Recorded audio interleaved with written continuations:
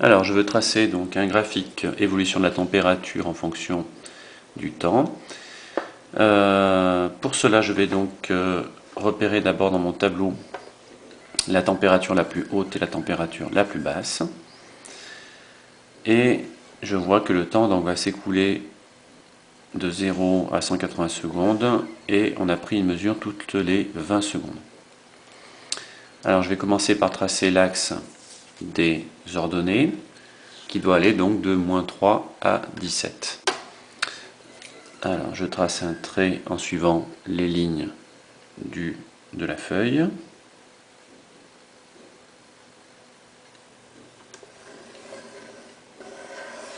Voilà, une petite flèche. Et je vais donc regarder si en partant ici de 17, je peux arriver à -3, tous les centimètres.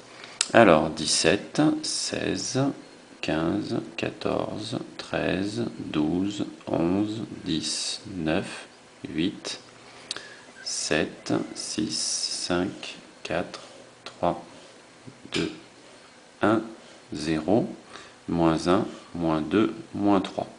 Donc je vois que ça rentre, mon échelle va bien rentrer comme il faut. Donc ma graduation sera bonne. Alors, donc je peux y aller.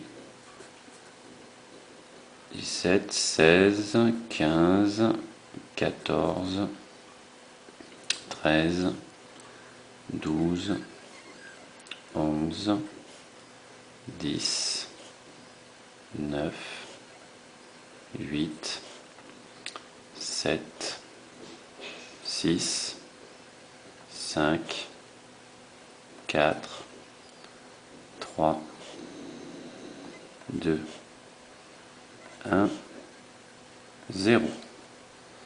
-1, -2, -3, -4, etc. Je vais nommer cet axe, donc c'est l'axe des températures, et je lui donne aussi une unité, donc c'est en degrés Celsius. Ensuite, je vais tracer l'axe des abscisses. L'axe des abscisses, on trace au niveau du 0 la température.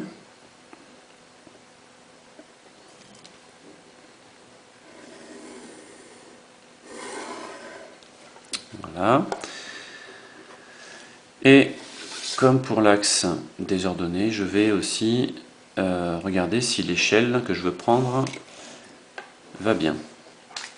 Alors, donc, 0, 20, 40, 60, etc. Je vais essayer donc tous les centimètres. 0, 20, 40, 60, 80, 100, 120, 140, 160, 180. Alors du point de vue longueur, je vois que ça me prend à peu près 9 cm et je vois que j'ai 18 cm au total sur la largeur de la feuille. Donc au lieu de prendre juste 9 cm pour faire mes 180 secondes, je vais doubler l'échelle, ce qui permettra d'avoir un graphique plus grand. Donc au lieu de prendre 1 cm pour 20 secondes, je vais prendre 2 cm pour 20 secondes. Après 2 cm plus loin, 40, 2 cm plus loin, 60, et ainsi de suite. 80, 100, 120, 140, 160, 180.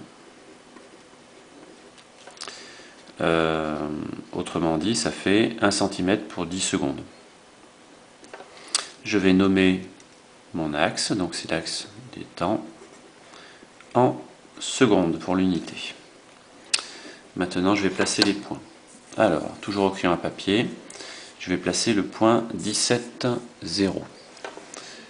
Alors, 17 pour la température, 0 pour les secondes, le temps.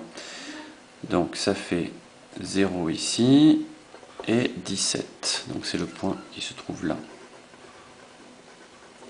Ensuite, 20 secondes, 13. 20 secondes, et 13. Donc ça fait jusqu'à 13 ici. Ensuite, 40 secondes, 3.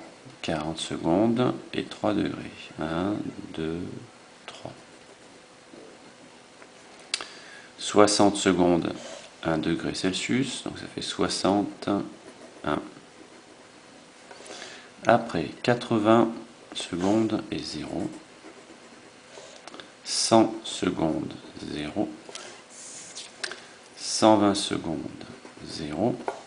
140 secondes, 0. 160, moins 1,5.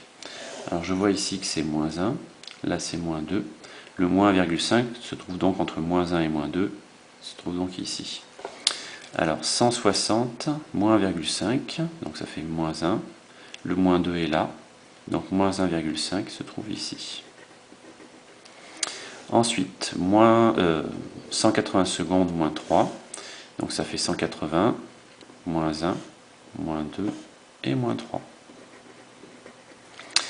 Ces points-là ne sont manifestement pas alignés, donc je ne vais pas les relier à la règle.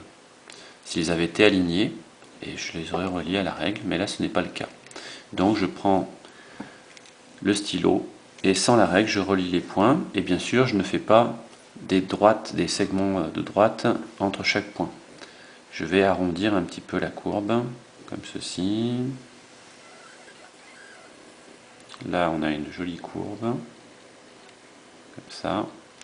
Donc après ici, bien sûr, la température ne change pas, elle reste à 0. Et après, elle diminue à nouveau, comme ça. Pour finir mon graphique, il me reste encore quand même à mettre le titre. Donc, c'est évolution de la température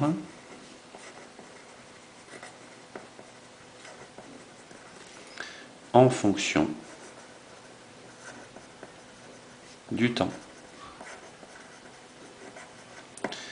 Et comme là, mon graphique correspondait à la solidification de l'eau, je vais rajouter donc évolution de la température en fonction du temps lors de la solidification